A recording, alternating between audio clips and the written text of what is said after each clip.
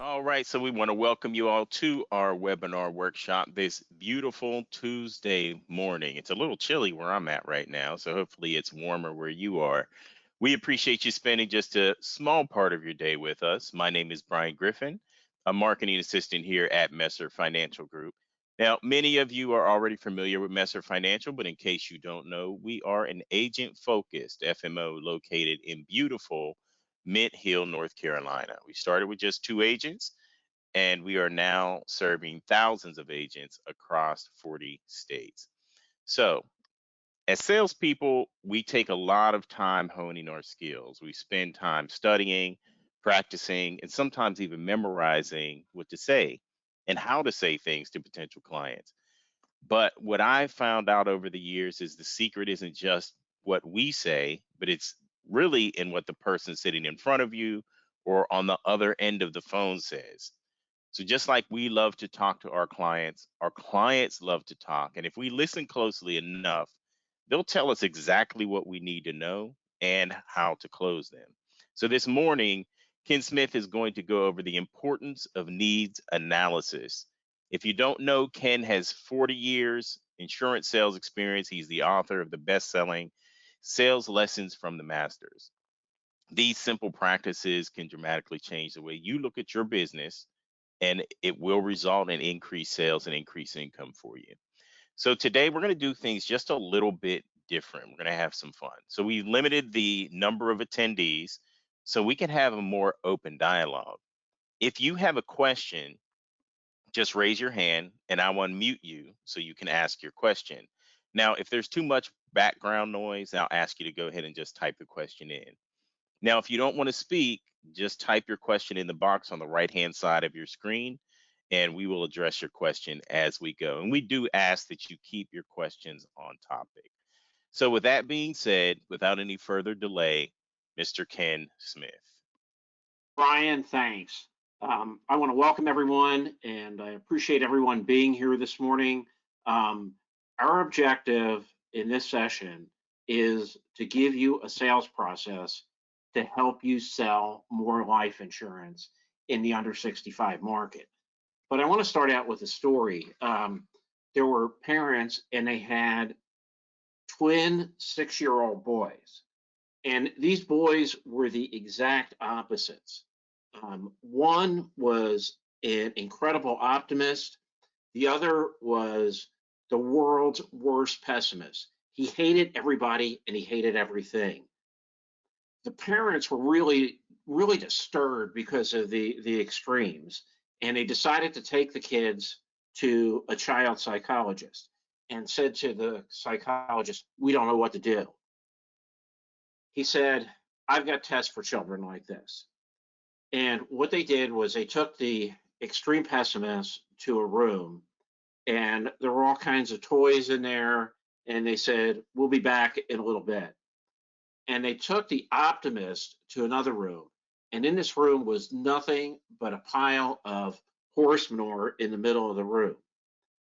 And they left him and said, "We'll be back in a few minutes." They went in to check on the pessimist. The kid was sitting there with his arms folded, doing nothing. And they said to him, "Well, there's a great scooter and a bike here. Why didn't you play with those?" And he said, "I was afraid I would fall and get hurt." He said, "There's some great candy over there that kids love." And he said, "I don't want to eat it because I'll get a stomach ache." So they left him and went back to the optimist. And they walked in the room, and there's horse manure flying all over the place. It's on the walls. It's just everywhere. And they said to the kid, "What are you doing?" And the kid said, "With all this manure, there's got to be a pony somewhere. In this business, you have to wade through a lot of horse manure.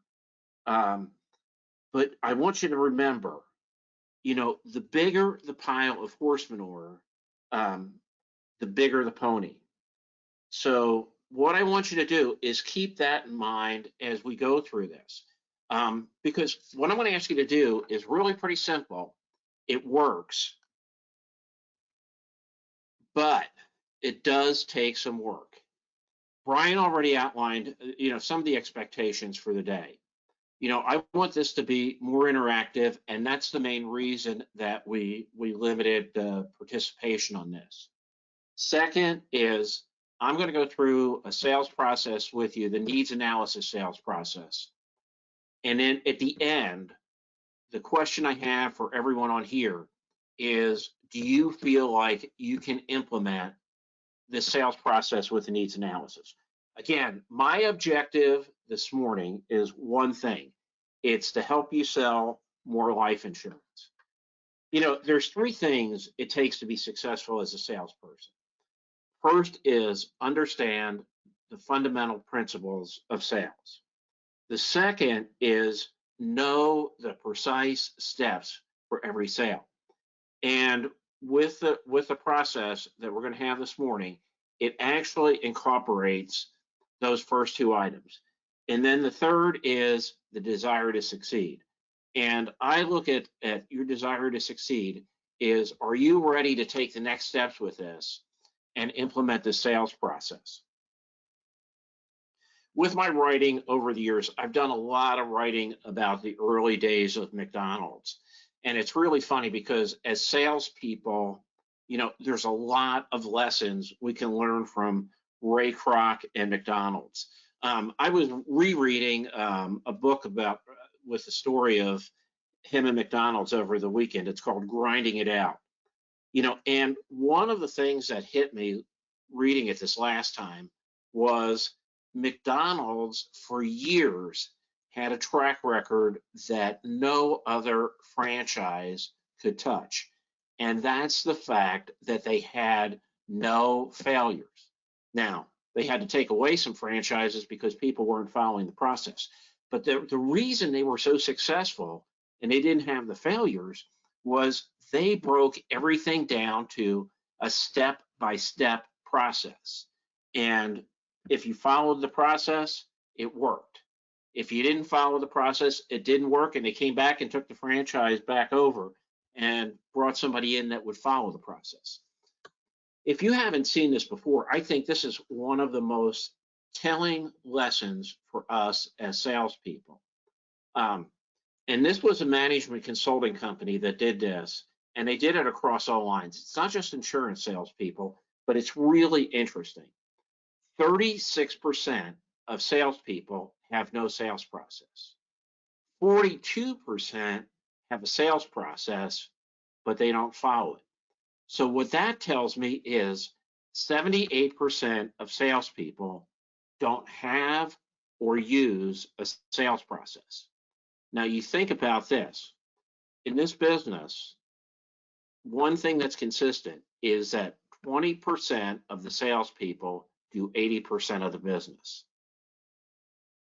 And I will tell you that 20% has a sales process. And my question for you this morning is, do you want to be in that top 20%? What about if I came to you and said, over the next 10 months, you can increase your life sales by 133%? That's exactly what happened with one of my clients. They more than doubled their sales over a 10-month period.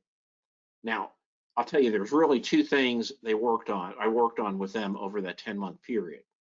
One was their attitude, and the second and the most important one was following the sales process that we're going to talk about this morning. One of the interesting things is, a few years back, I ended up doing speaking at a number of independent agent state meetings. And, that's all the property and casualty agents. And one of the questions I would always ask in those sessions was, how would you handle it? How do you handle it when someone calls and wants to buy $250,000 of insurance? And everyone said, we'll give them a quote for $250,000. And I said, think about this. Did you ever think about asking, how did you arrive at that amount? And I said, really, think about this. they can go online and buy insurance. But unless you're asking how they got to that amount and you're giving them a process to determine the amount, um, they don't need you. So I've had a few agents that have started doing that through the years. Here's why it's so important to do a needs analysis. Number one, it establishes you as a professional. Number two, it establishes the value of life insurance. Three, it provides a clear understanding of the exact reasons the life insurance was purchased.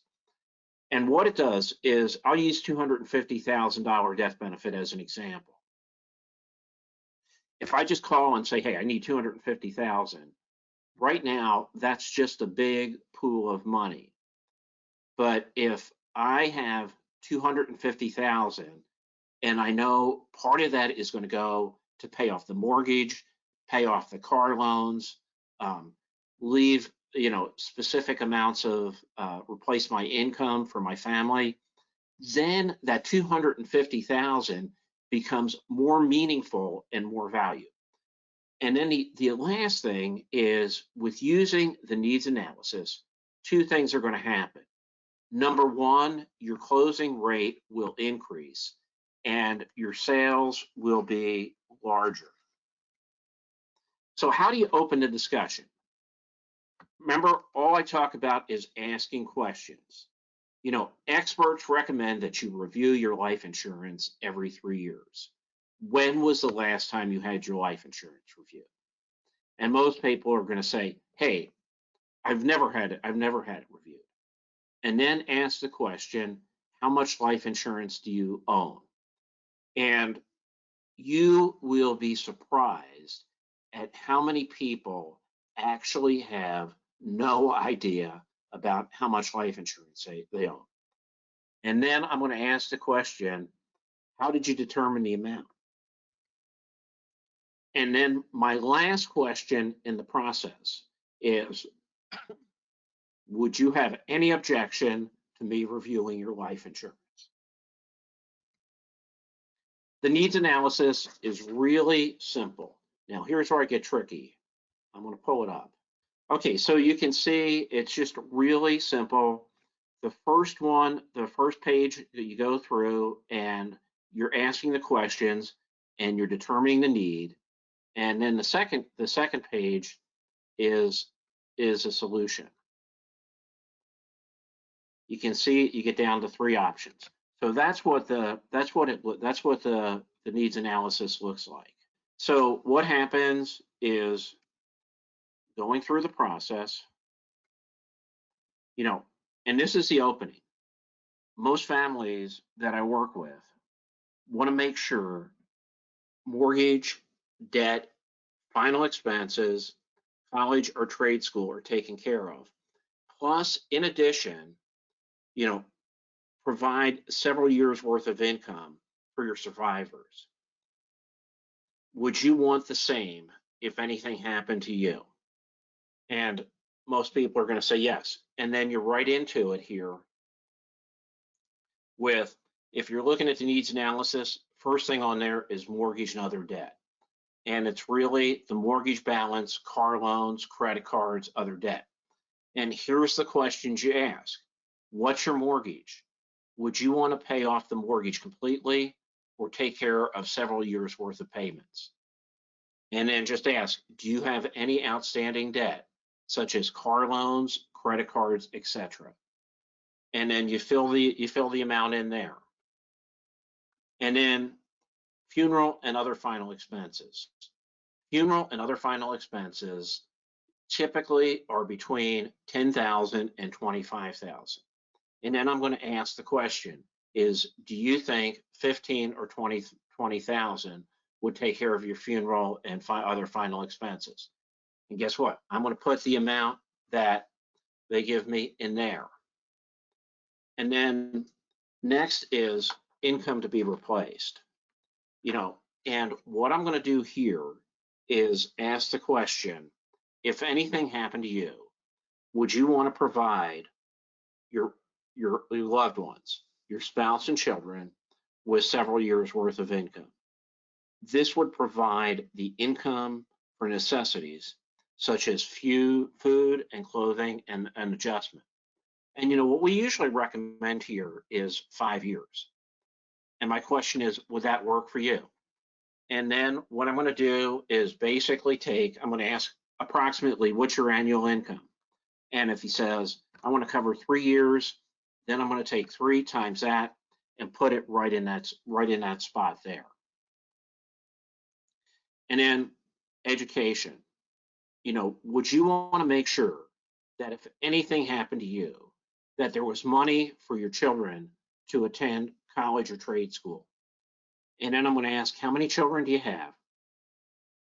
Currently, the average cost for a year of college, including room and board, is approximately $19,000. The average cost for 2 years of trade school is $33,000. We're all concerned about providing a good education for our children, aren't we? What are your thoughts on your child's education?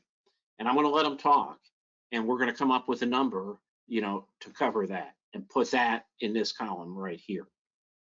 So here's what happens, and I'll share with you in a minute the actual example. But you got mortgage and other debt, funeral and other final expenses, income to be replaced, and education. And you add those up, and that shows the amount of life insurance that's needed. And then what I do is basically take that amount, subtract the amount of life insurance that's currently owned, and then we get to the amount of life insurance that's needed. And then I'm going to do one more thing. See number 8 on there, monthly amount to set aside. I'm going to ask this question, is how much would you like to set aside to take care of each month, to take care of those needs? And if they hesitate, I'm going to do one of 2 things. I'm going to ask them approximately how much do you spend on snacks, pop, coffee each day? And I'm going to take that and multiply that times 31 to come up with a premium amount, to get a premium commitment using that. Say, would that work for you? Sometimes I'll throw out a high number. If they're trying to come up with it, I'll say 250, would 250 or $200 work for you? And here's the reason I'm asking for the premium commitment. This is so important because one of the things that happens a lot of times with your sales are you go through, you do a presentation, and you get the response, I can't afford it. In this case, if they're giving you the number, they're committed. And what this does is it takes away the objection that I can't afford it. So when you're done, I'm going to try this again and see if we can't pull this up. And this is what it looks like when it's filled out. Mortgage and other debt, $250,000. Funeral and other final expenses, $15,000. Income to be replaced, we're saying he makes $50,000 a year times 3 years is $150,000. One child only wanted to set aside $40,000 for education. So the total amount that's needed when you add those together is $455,000. The amount that is currently owned is $195,000. So there is a need of $260,000. And what the amount that he committed to setting aside is $125 a month. Okay, so we got that. That's where we are with that.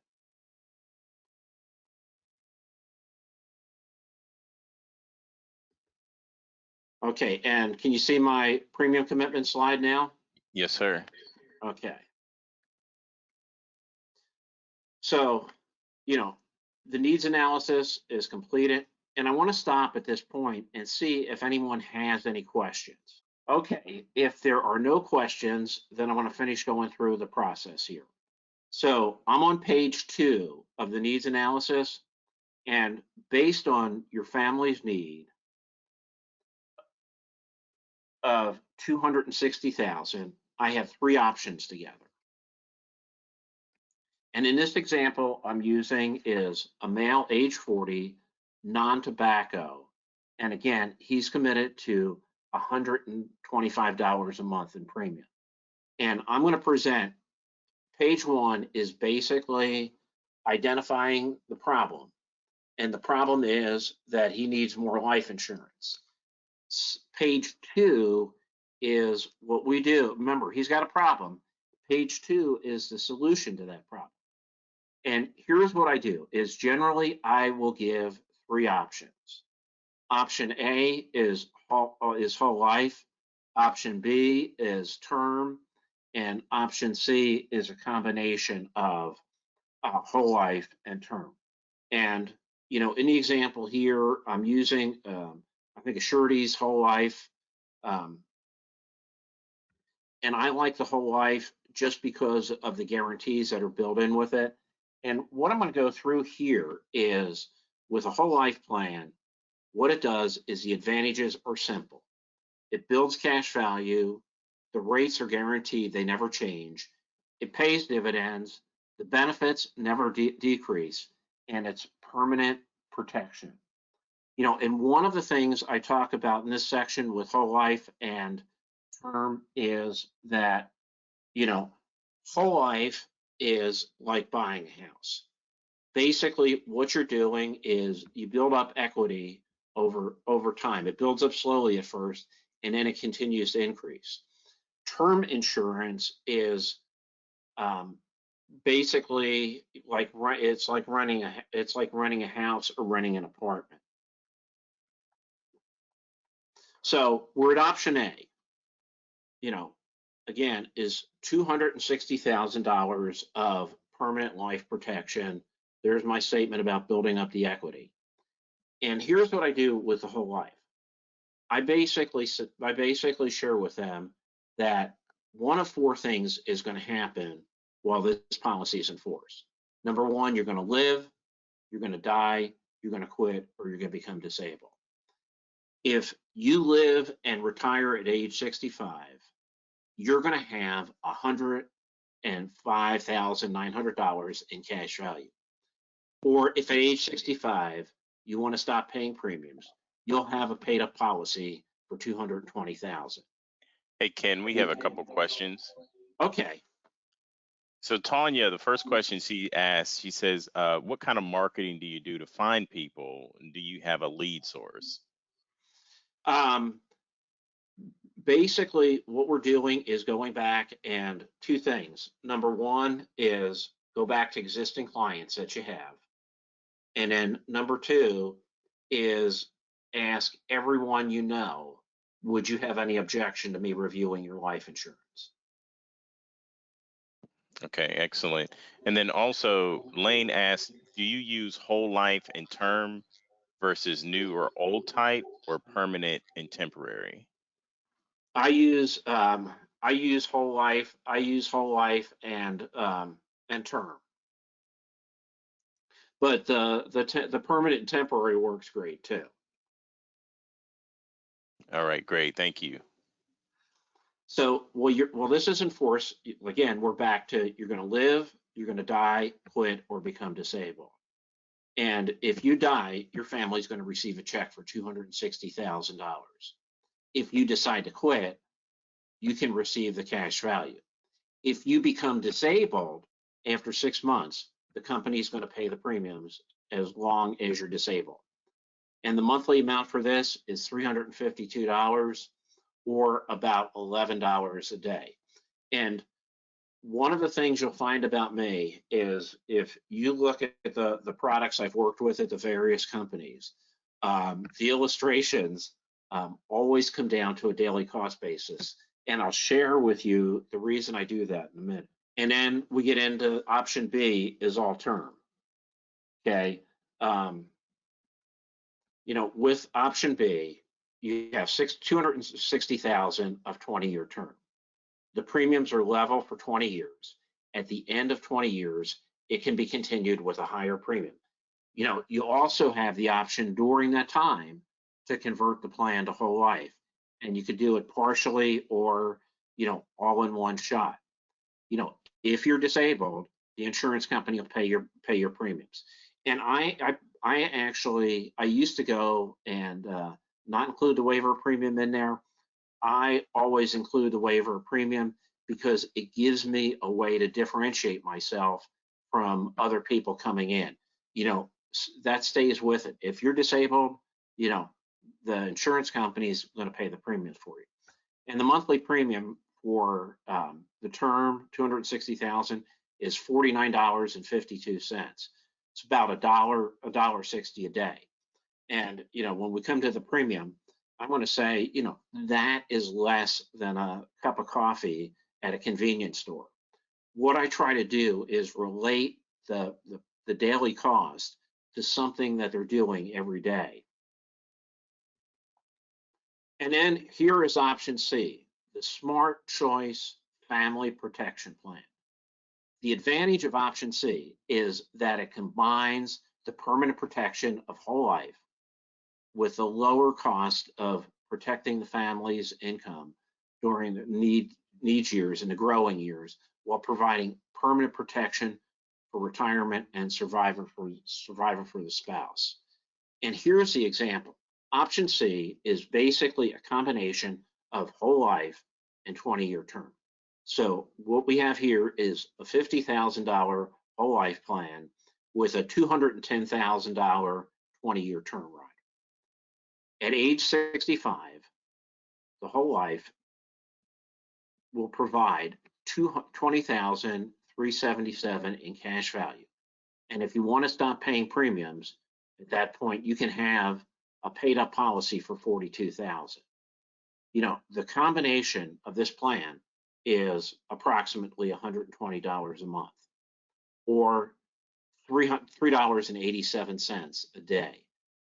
And I'm going to say, when I break it down to the daily cost basis, is that's a lot less than you would spend for lunch at McDonald's. See, I'm bringing the cost into something that they can easily relate to. And what it does is it drives home the point that, hey, with this, you're not going to have to change your lifestyle or make any changes to be able to afford this. And remember, I had a commitment of $125, and I've come in $5 a month less than that. And then with the three options laid out there, I'm going to ask the question, which option best fits with your current financial situation? Okay, and I'm going to show you what it looks like. Okay, and so you see where it goes through, and basically the way I have it laid out is I've got the monthly premium, the daily cost for it, and then basically we've got all three options laid out, and basically they pick A, B, or C. And guess what? 90% of the time, what they're going to pick is option C. So, any questions at this point about the needs analysis? And Michael was asking, are these all simplified issue coverages that you just went through? Some of them are, some aren't. Okay. Here's the thing. I want to talk a minute about another principle, and that's the law of averages. You know, you follow the script, and you can email me, and I'll get you the script after this. But it's you make X number of calls and ask X number of people, would you have any objection to me reviewing your life insurance? You're going to get X number of appointments, and you're going to get X number of sales as a result of it. I did this training, and I still remember I was working through it with one guy, and he called me one day and said, all excited, and said, "Hey, I watched the movie In Pursuit of Happiness over the weekend," which is the Chris Gardner story, and Will Smith was in there. And he said in the movie, he talked about exactly what you have been saying and how the law of averages work. So if you ask enough people to review their life insurance, a certain number are going to say yes. And as a result, you're going to get a certain number of sales. And I'm going to share with you, I implemented this it's probably 6 years ago, with the Blue Cross agents up in Michigan. And, eventually we got down to the point where um, the law of averages was working, and basically what it came down to was, and they were calling their underage 65 health insurance clients and just asking to review the life insurance. And for every 15 calls, they had 7 people who said, yes, they would, you can review my life insurance. And as a result of that, they got 4 sales. So I want you to think about this. So for 15 calls, they basically, the average commission, annualized commission, was about 600. So for 15 calls, it generated 2,400 in income for them. So what I had them do was basically, okay, divide that 2,400 by 15. And what happened was it showed that every time they made the call and talked to one of their health insurance clients and asked about reviewing their life insurance, whether they said no or yes, it was worth $160 to them. Even if they were only getting 1 sale out of every 10 calls, basically, and they're generating that income, it's still worth, every call they made was still worth $60. And one of the things I really like to do is keep good records and good metrics and measure. So I know if every call I make is worth $100, then I've got, whether they say yes or no, I've got a great incentive to keep making calls. That's a great motivator. So the bottom line is, remember, in this process, every no gets you closer to a yes. One of the things that I like looking at is you got the home run leaders, Barry Bonds, Hank Aaron, and Babe Ruth. I don't know if it stands out to you, but guess what? All 3 of those top home run hitters struck out twice for every home run they hit. It's the same thing in baseball. A 300 hitter is considered great, but guess what? 7 out of 10 times that 300 hitter is going to make an out. So the law of averages works for us in this business. And the thing is, the only way the needs analysis won't work is 2 things: if you don't use it or you don't follow the scripts. So Hey, what are Ken, the next steps? Yeah, William is asking, can we get a copy of a blank needs analysis? I will, at the end, I'll get you my email address, and email me, and I will send you the script and the needs analysis. Excellent. So what's your next steps? Here's the next steps. The replay of the webinar is going to be available. I would suggest you listen to it again.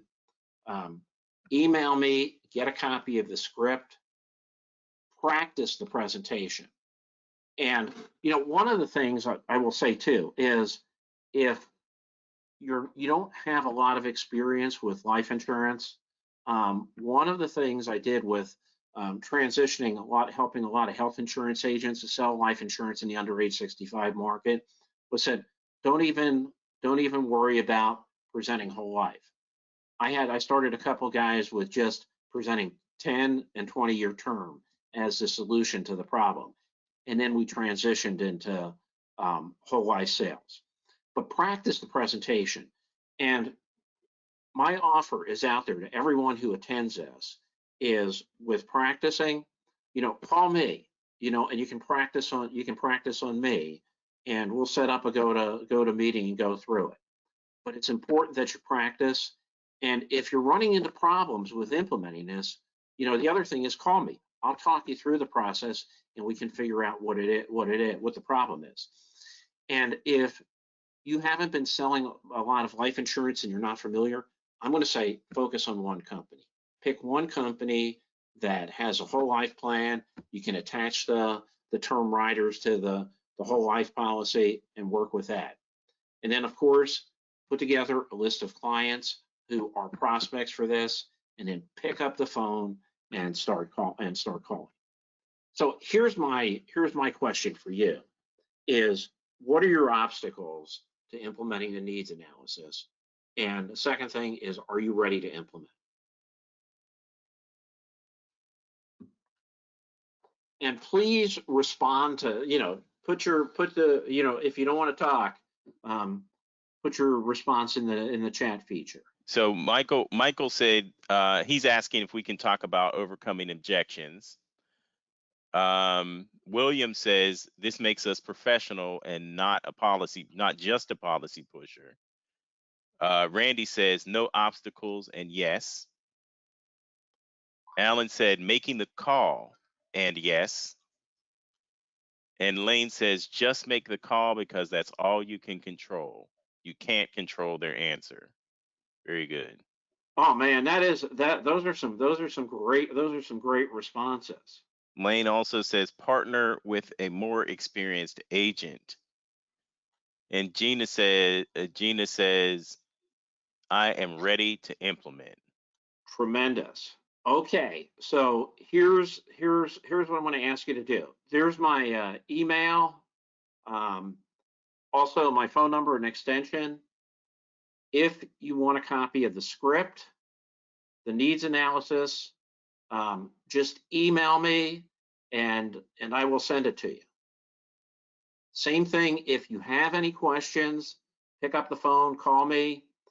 If you get out there and you're having some challenges with implementing, same thing.